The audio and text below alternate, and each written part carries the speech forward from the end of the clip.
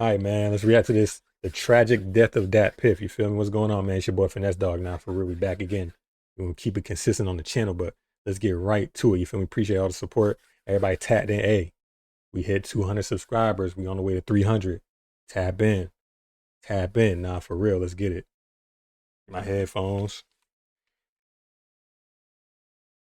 Once a time when every new mixtape released on just one website. Before Spotify and Apple Music completely took over streaming, this free platform called DatPiff was no doubt the go-to place for new mixtapes. However, despite hosting all of the most legendary drops for over a decade, today DatPiff is a graveyard. The app doesn't even exist anymore, and their website has been completely wiped clean, leaving— And that's tough. Yo, when I tell you, and I'm pretty sure this is the same for everybody else who was into like the hip hop culture, rap, especially in like the 2010s, like 2010s, mid 2010s.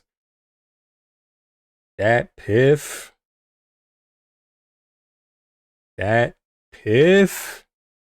high school, I lived on DatPiff. You feel me? Live mixtapes, DatPiff, facts.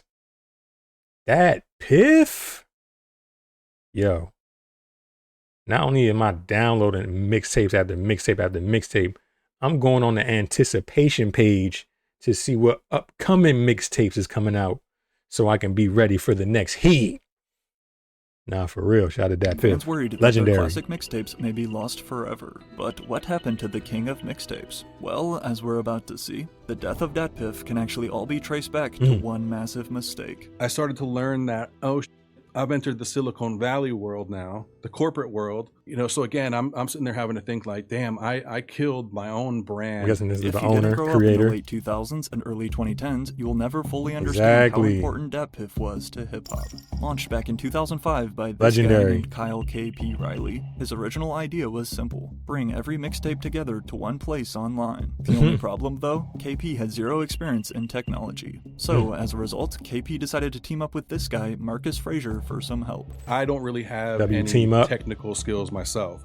You know, in the beginning, I teamed up with a guy who was super involved in programming. One of his hustles was he used to buy and flip sites. You know, that was his thing. I'm going to buy a site that's outdated and I'm going to give it a full makeover and I'm going to sell it. Together, Marcus and KP got right to work building their new— Flipping the corn sites?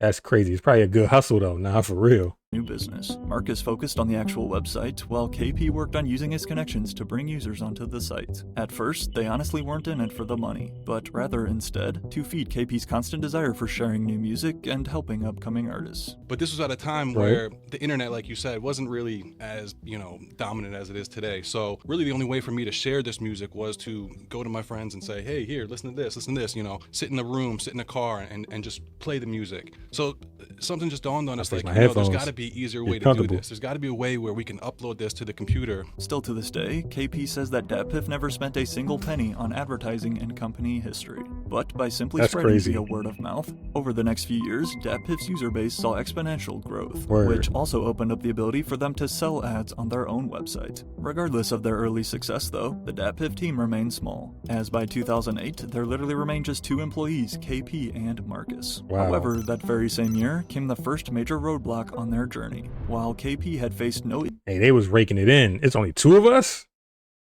We getting it. Chicken. We having.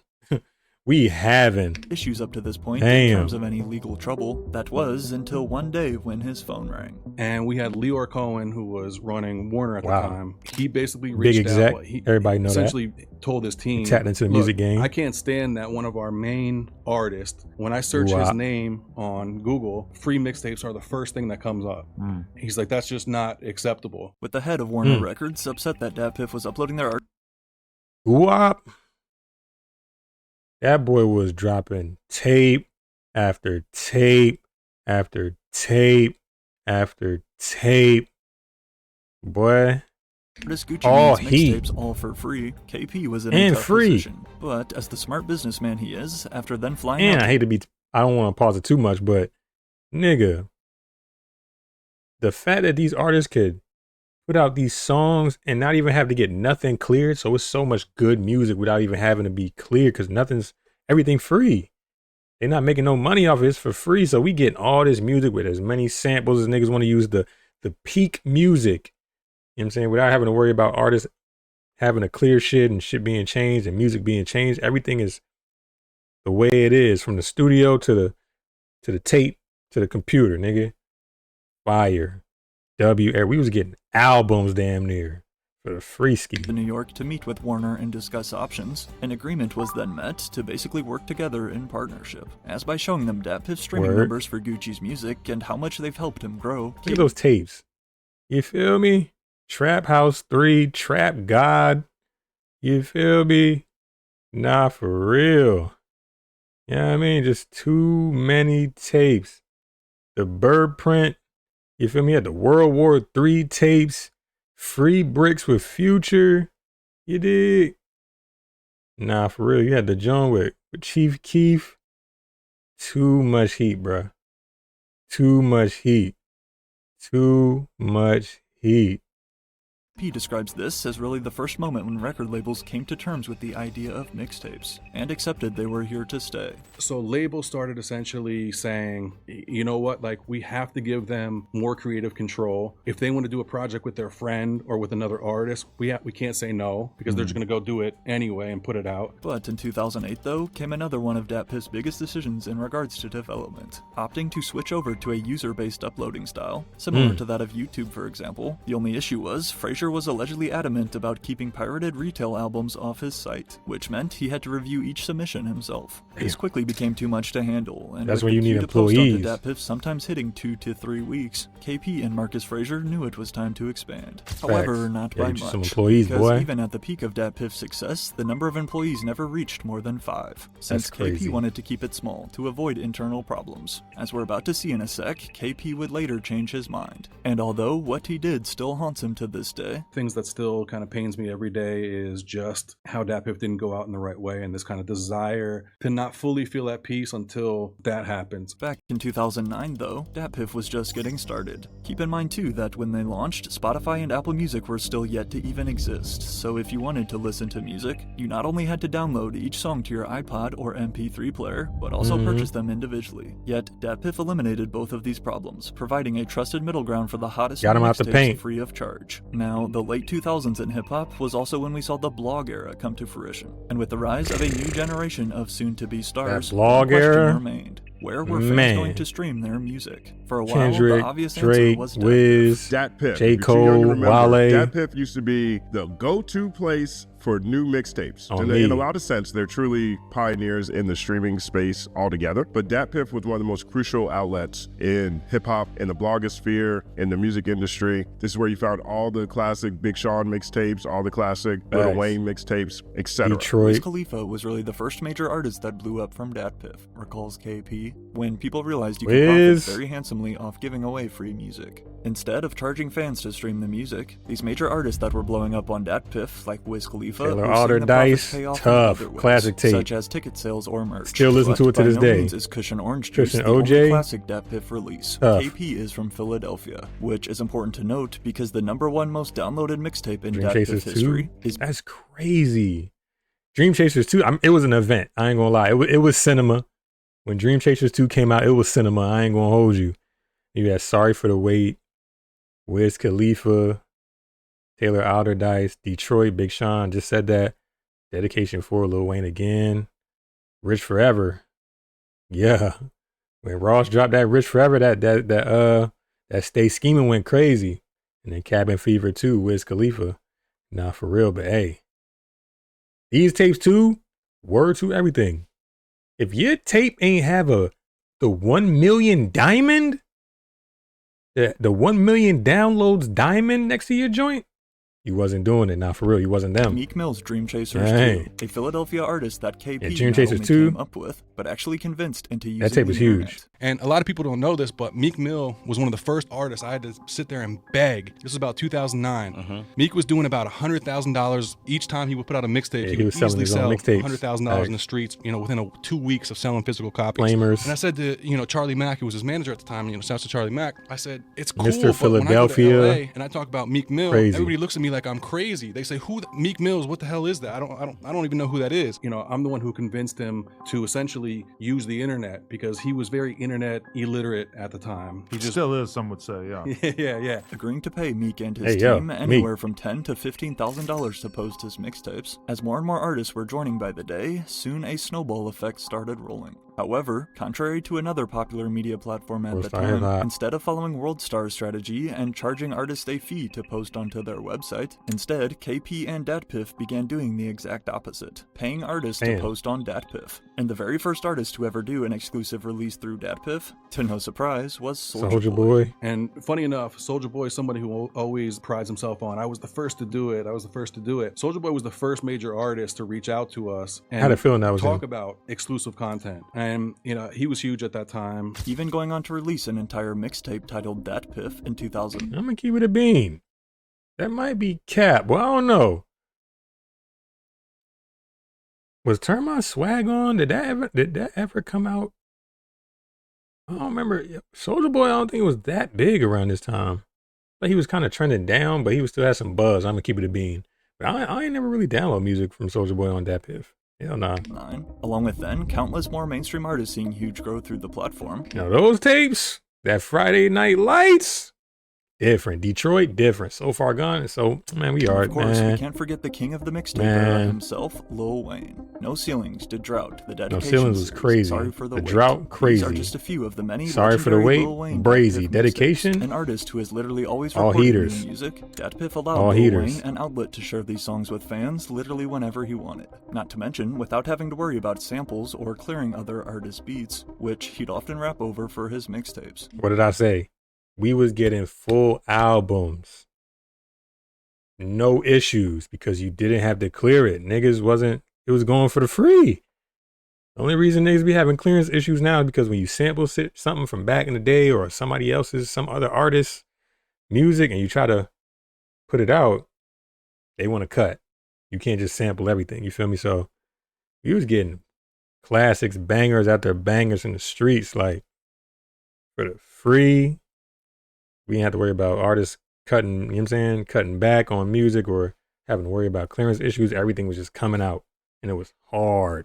Everything was crazy. And my approach to mixtapes was always different. You know, I always thought a mixtape was supposed to be, and I still do my mixtapes that way. I thought it was supposed to be you wanting to hear me on the songs that's out, that I'm not on. You know what I mean? Like 10 hot-ass songs that you're in the club banging Terry Day or whatever. I'm about to kill them bitches for you. Almost like an exclusive project for his diehard fans. Interestingly, though, Lil Wayne's team worked a little different with KP. Realizing that they were already raking it in terms of cash, instead, Wayne's team asked for something else in return. Lil Wayne and his team were very forward, thinking as far as saying, you know what, we make good money. What's more valuable to us and to Young Money than money right now is data. Word. So if you're able to collect all the data of people who access your site for this release, download it, stream it, rate it, if you can basically export all that data and give it to us so that we can use for our mailing list for the Young Money tour, for, Nicki Minaj, for Drake. As KP said, quite the forward thinking. But with, in my opinion, the greatest rapper of all time working with you to distribute his music, and with DatPiff themselves bringing in millions of dollars a year. I'm not the greatest rapper, but one of the greatest for sure. This leaves us with the question, how did everything crash down so his fast? Opinion. And now having totally abandoned their app and website, is this really the end of DatPiff? The year of 2016 is often recognized as one of the best years for hip-hop in recent memory. But besides a new generation... Damn, that's crazy too, because I feel like this was the era of one of the last times I really used DatPiff. Like, if you keep it a bean, like, I think one of the last mixtapes I probably downloaded from DatPiff might have been Lil Uzi Vert, Love Is Rage 2. No bap. That who the fuck are you, eh? Who the fuck are you? Now for real. First I drop my top, hey, you feel me? You know. If you know, you know. That early Lil Uzi. But yeah, this might have been the last era I really used DatPiff for real. Then everything started as Apple Music came out, 2016, 2017. Everything just started to shift to streaming platforms. Spotify came out. Feel me? of young talent bursting onto the scene, this was also the time when the method in which listeners consumed music shifted too, with new streaming services popping up such as Spotify and Apple. I was Music. there, nigga. At first, though, KP wasn't too worried. I was He remained outside. confident in what he had built. You know, so yeah, we were on autopilot for a few years, and you know, Spotify, Apple Music start popping up, and you know, I was concerned, but my thought was also they'll never be able to do what we do, just because of the legality around a lot of this music. Wasn't fully thinking at the time about, okay, what about the labels that oversee this music though? Like, as these other platforms started taking over, going on to revolutionize the way we stream music, artists, and especially their labels, realized that they could not only increase visibility by releasing on Spotify, but more importantly for them, they could make way more money. Facts. Not to mention that It's sound. like, why the fuck we dropping music for free when we can drop mixtapes on streaming platforms, so people can just go stream them if they pay for the subscription of obviously the platforms. Well, I think Spotify free. I think still to this day, you just gonna get them ads, but you can stream it and we can make money. We ain't making that much bread from DatPiff, so why go to DatPiff? SoundCloud had also entered the game around this SoundCloud point, was a classic really era. exploding in 2016, providing Facts. artists with a new, trendier platform to post their music for free whenever they wanted. I would Facts. drop a song and Uzi would drop 2-3 songs, just bump me down to number 3, number 4. And I'm like, you doing that shit on purpose? He's like, yeah. I'm like, oh, what a shithead, you know what I'm saying? That's my boy. But, like, that was like crazy. Like, it was real. Like, That people- SoundCloud era SoundCloud was heavy. huge. Besides Nav and your other typical SoundCloud A lot of rappers, a lot of rappers got on there off was also the SoundCloud. former DatPiff legend, Facts. Waka Flocka Flynn, who, Exactly. much to KP's disappointment, one day decided to post all of his mixtapes that were previously on DatPiff over onto his SoundCloud page. I think I remember Waka that. Flocka, signing away all your mixtapes just for a quick bag, KP tweeted in 2018. Nah, bro, Waka fired back. DatPiff, y'all been making millions behind every artist back. You only tweeting because I took down all my mixtapes. You lame culture vultures. Hashtag death of DatPiff. Combined with the line between what I constitutes cracked the an actual Matrix, mixtape no versus cap. album blurring at this point too, with projects Niggas been like saying Drake's cap After for a Reading minute. This It's Too Late, 2018. KP was quickly coming to terms with this shifting industry. And then, after an important phone call in 2016, he prepared for the worst. I want to say sometime around 2016, I was actually warned from an A&R. I don't mind saying his name, Jay Grand from RCA. I don't know if you know Jay Grand. Jay Grand called me because we had a great working relationship. He was an A&R for an artist I worked closely with, Kid Ink, at the time. And he basically said, look, we had a kind of a communal meeting of all of our labels, and the industry's about to change and shift, Communal and is we're going to crazy. start enforcing things a lot more, and you're going to see things change over the next couple of years. Following this call, DatPiff was in for a rude awakening, slowly watching their exclusive releases continuously dwindle down to basically zero.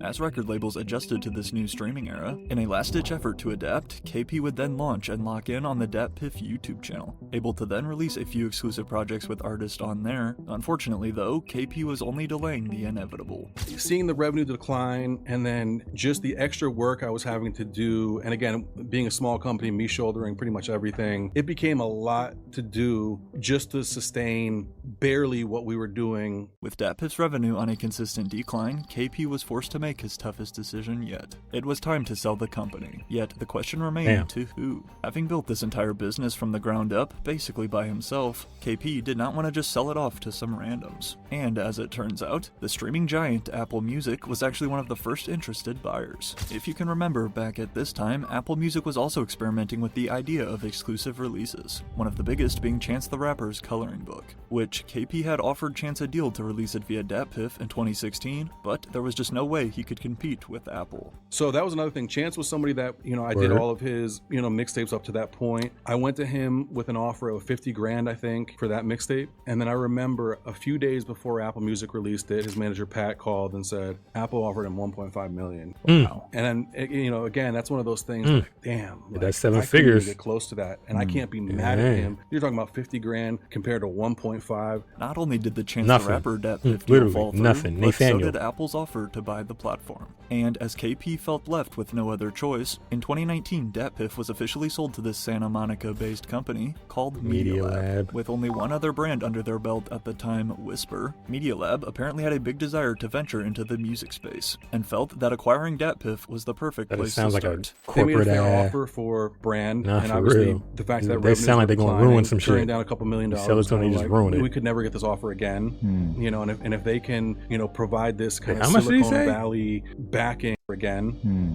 declining. Turning down a couple $1 million was kind of like, we could said never a get this couple offer million. again. You know, and I thought he if said they 20. can, you know, provide this kind of Silicon Valley backing and the funding and raising money that they're able to do, this really could be the next kind of, you know, turning point for DatPiff to last another 15, 20 years, maybe in a new business model, maybe in a new way. At first though, KP was thrilled. He got a nice fat paycheck in his pocket, and at least as it initially seemed, he did not have to sacrifice this business he had dedicated his entire life to. Now, that's not to say he didn't still have his worries, but in an effort to help make the transition smoother, KP was then given a new role within the company and moved out to LA to work in their office. However, over the next few months, KP's biggest fear came true. To start, he began to realize that this new company did not have the technical ability to even maintain what DatPiff had previously been doing, let alone, as he expected, Media Lab had zero clue of how to operate in the music space. All they allegedly cared about was money, and KP was forced to sit back and watch. They ruined you know, it. Going in there just, you know, going off about Fucking how ruined it. they're killing these brands, they need to do more, like your P&L,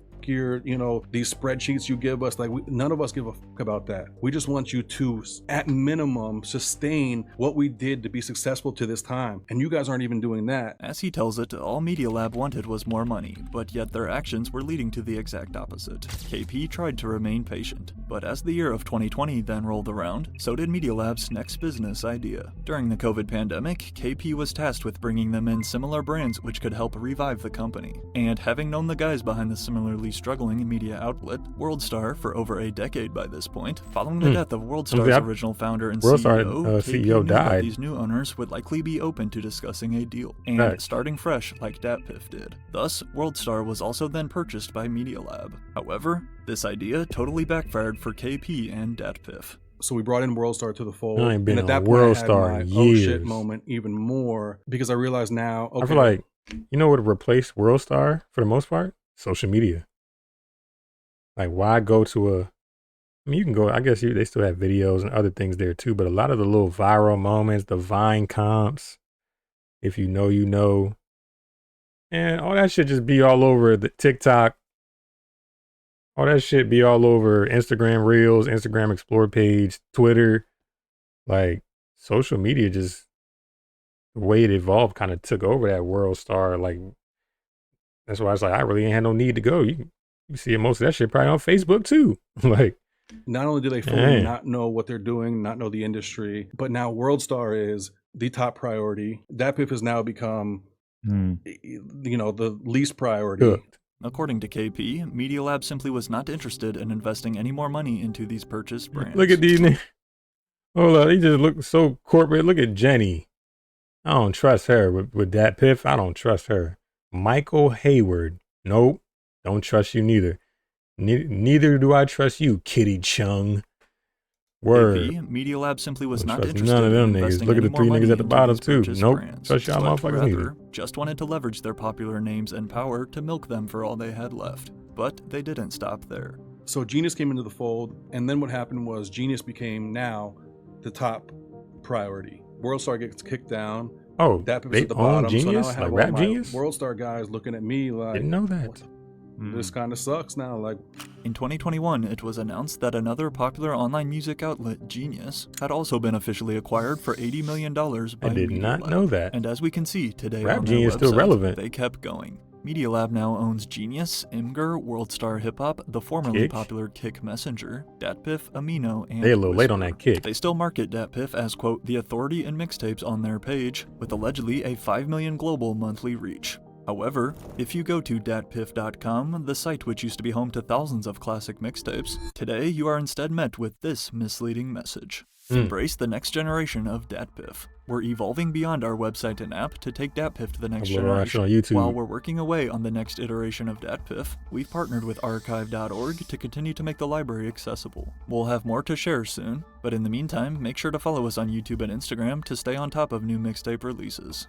As it stands, if you want to listen to any of these old DatPiff mixtapes, you have to access them via the Internet Archive, which, while I suppose it's good we can still hear them, as KP also agrees, the way they have handled the website is terrible. it was more so them basically saying, we don't want this liability is not worth it for us. Let's just half-ass archive it to archive.com, hope that it stays there, you know, and just basically wash their hands of it.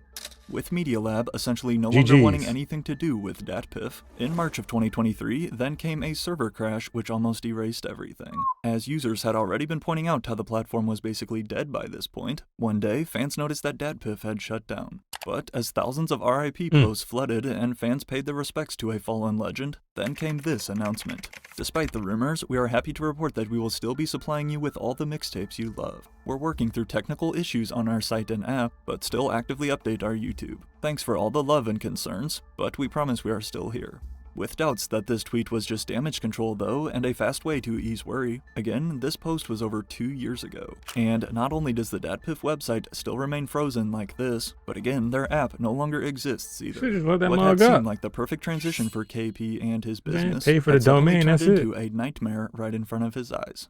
They ended up getting themselves in such a bind because they weren't able to turn more profits on the site, the sites that they brought in. And so they just stopped completely investing into anything with these brands.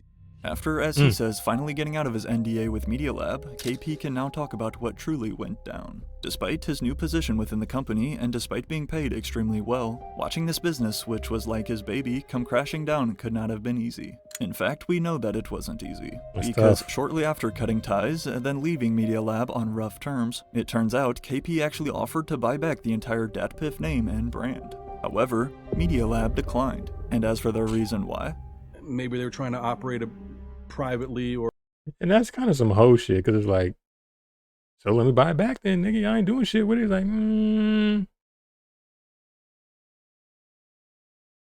nah, you're like what?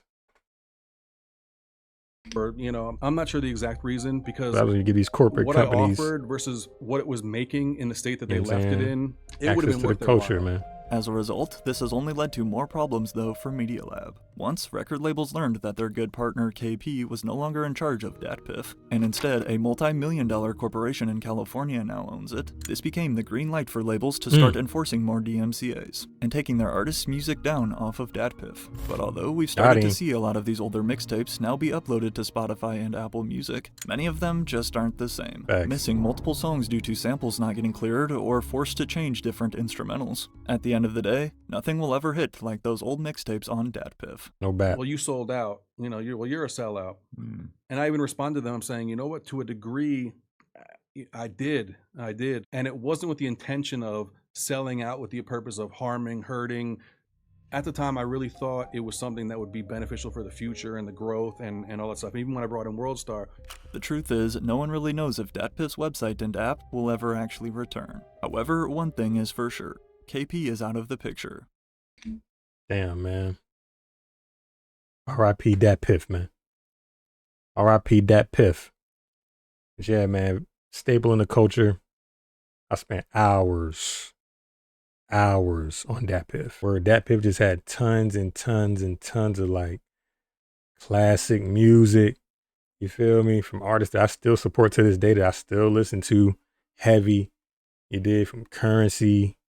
Nah, I mean, I still listen to Wiz every now and then, you feel me? Obviously Drake, Kendrick, Cole, Jadakiss, Guap, Future, Scooter, rest in peace to Young Scooter. Nah, for real, Uzi Vert, 21 Savage, all them, you know what I'm saying?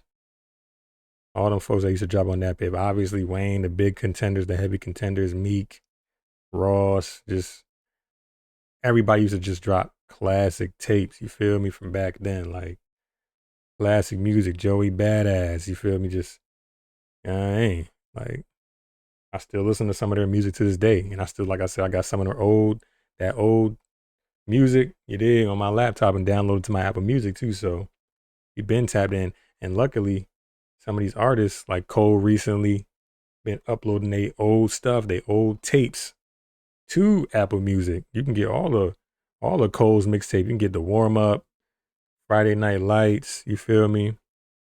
And all them old tapes on Apple Music right now. So, I mean, some artists doing their due diligence and putting out their old heat, but a lot of music we probably might never hear again. You feel me? Fab, the Soul tapes.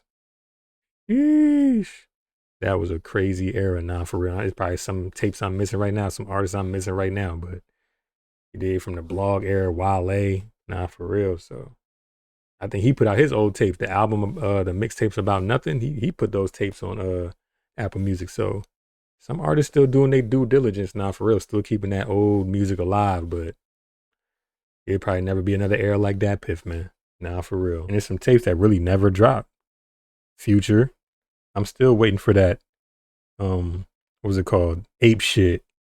He's supposed to do an Ape Shit mixtape with Mike Will Made It. Still waiting on that. Still waiting on it. Still waiting on Fire Marshal Future. It's your boy Finesse Dog, man. Hey, man. All we can do is cherish the memories, right? Move forward now, for real. But hey, like up the video. We're going to keep going up. Tap in. Keep supporting your boy. We out.